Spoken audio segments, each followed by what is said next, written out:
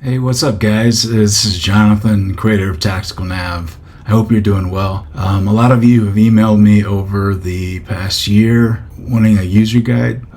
Last year I put in the offline maps video, which has been very helpful for you guys because I know offline maps can be confusing if you don't know how to use it. But over the last year, my intent was to create basically instruction manual.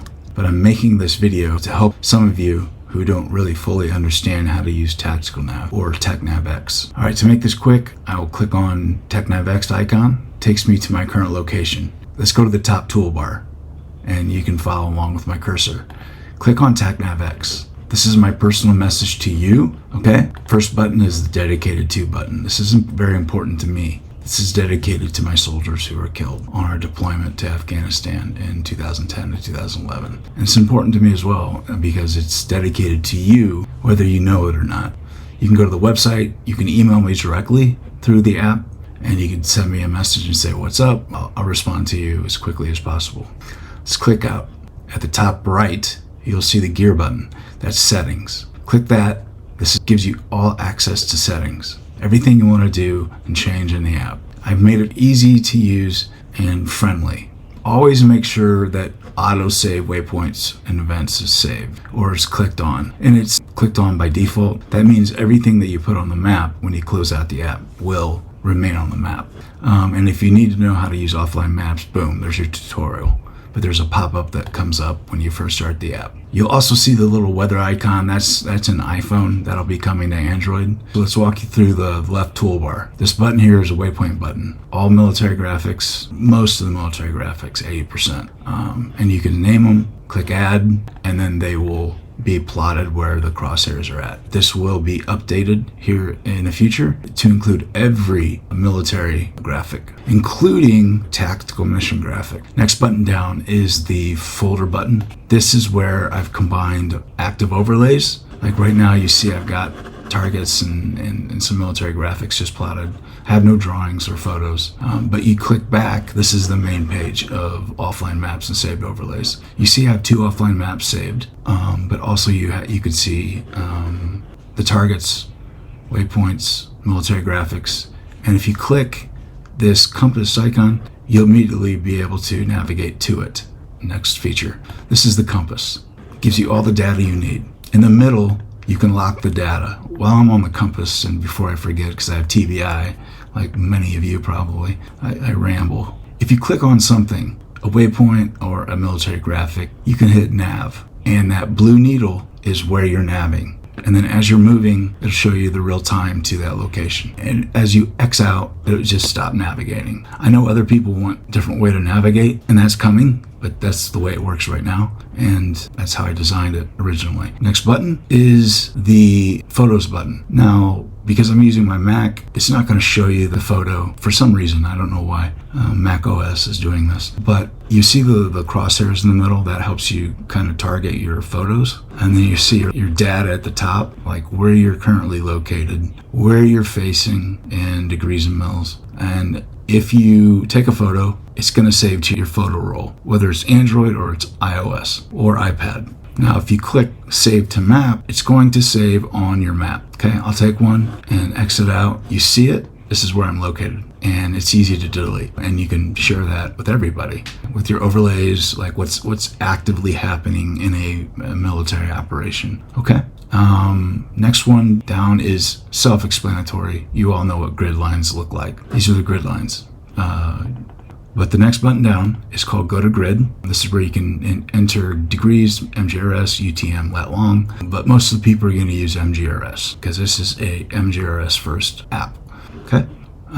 Drawing mode is very simple. You have your options at the top, how you can change your colors, align styles, undo, cancel, save. And, it's in black right now. Maybe it's hard to see. But, I can change the color real quickly, and to get rid of the endpoints, you just click on the line. And I'll show you right now. See, just click on the line, any line. But sometimes you want the endpoints because you can change.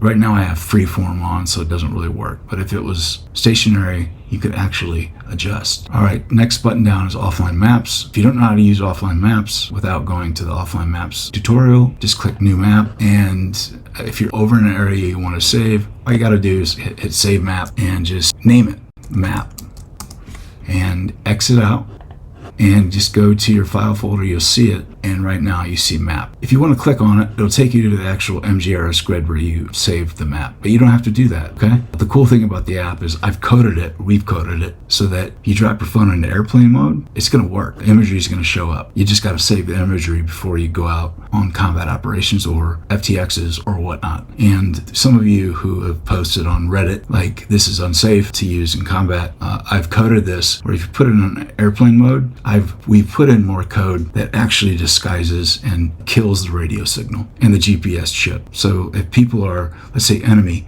are trying to track cell phones, it's not going to pop up. So it's completely secure, and it's AES 256 encrypted. Next button down is night mode. That's self-explanatory. You get it, red light. Red vis is easier to use at night. It's less inconspicuous.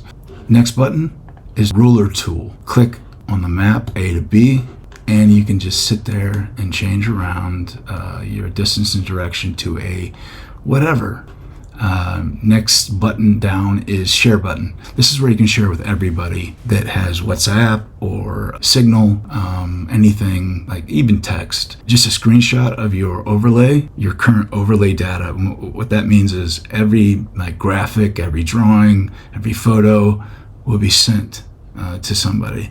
And it's condensed so that it doesn't eat up file size. What I mean by condensed is the file size has been reduced. With the bottom toolbar where I'm at, slide it over and it is off your map. And you can read the grid and everything at the top that you need.